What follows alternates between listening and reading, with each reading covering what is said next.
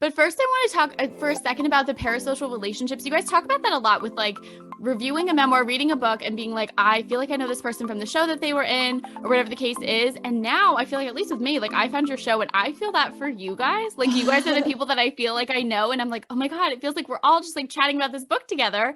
And so, have you thought much about that? Like that this shift has kind of happened, and you're like, I want to say the object of the parasocial relationship that's happening now. What do you think about that?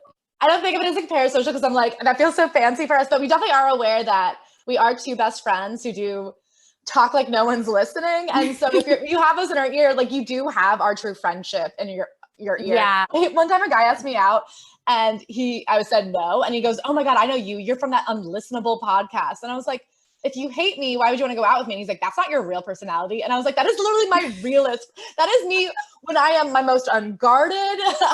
This is before we even edited the podcast. I'm like, if you don't like the person on the podcast, you don't like me.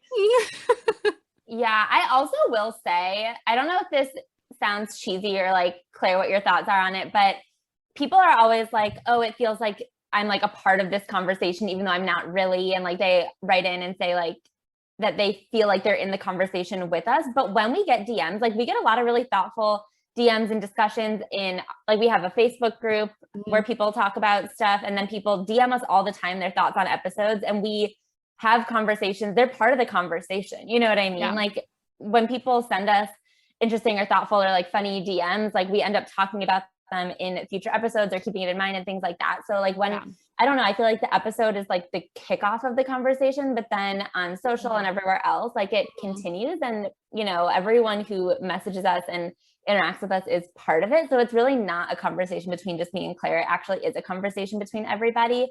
And I don't feel like it is them just like sitting on the outside listening, you know? Right. Yeah. And I feel like you get the best sense of that from your Instagram, honestly. Like, I love all the stories. And like the other day you were posting screenshots from DMs about like the Priyanka Chopra episode was like a whole thing. And I feel like I haven't stopped thinking about that since I listened to it.